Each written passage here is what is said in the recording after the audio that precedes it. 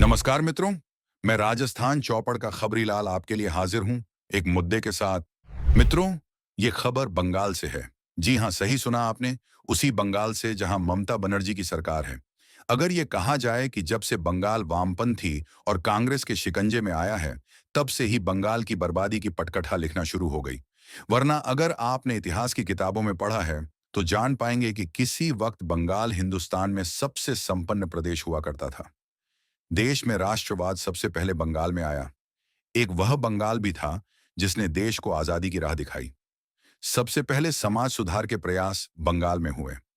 बंगाल जो कभी बिजनेस, बुद्धिजीवी और महान विचारकों के लिए जाना जाता था, लेकिन आजादी के बाद जब से बंगाल वामपंथी और कांग्रेस के शिकंजे में आया है, तब से बंगाल की बर्बादी की ऐसी इबारत लिखी है कि हर बार बंगाल गलत कारणों से चर्चा में आ जाता है। वो बंगाल जो कभी देश में नए विचारों का अग्रदूत था, अब वहीं बंगाल देश के गद्दारों का गढ़ बनता जा रहा है। आपने ऐसी खबरें खूब पढ़ी और सुनी होंगी जहां बंगाल में सरेआम हिंदुओं की हत्या हो जाती है।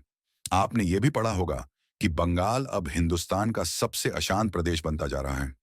मित्रों, अब सवाल है कि बंगाल में इन हालातों का जिम्मेदार कौन है। तो आपको ये जानना चाहिए कि बंगाल में लंबे समय तक वामपंथियों की सरकार रही है।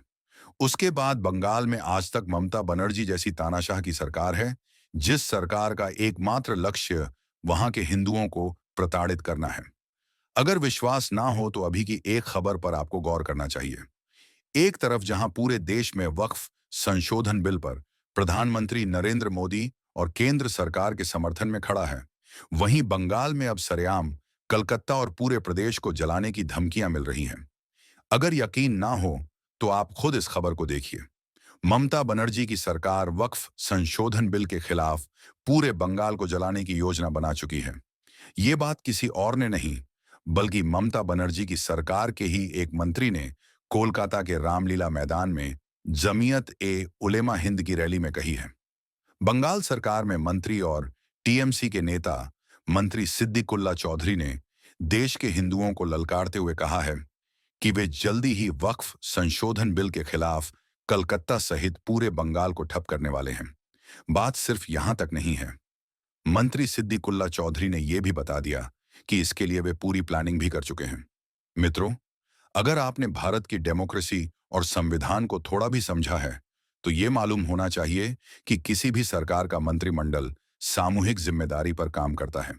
सरकार के किसी भी मंत्री अथवा प्रतिनिधि के बयान को सरकार का बयान माना जाता है। हिंदुओं को धमकियां देने वाले बंगाल के इस मंत्री के बयान को अगर संवैधानिक नजरिए से देखा जाए, तो ये किसी एक व्यक्ति या मंत्री का नहीं, बल्कि बंगाल की ममता बनर्जी की सरकार का बयान है। और इस बयान से साफ साफ पता चलता है कि बंगाल की हिंदू विरोधी सरकार अब मुसलमानों को खुश करने के लिए सरेआम हिंदुओं को धमका रही है और सरकार के संरक्षण में कोलकाता सहित पूरे बंगाल को जलाने की तैयारी वहां की जा रही है।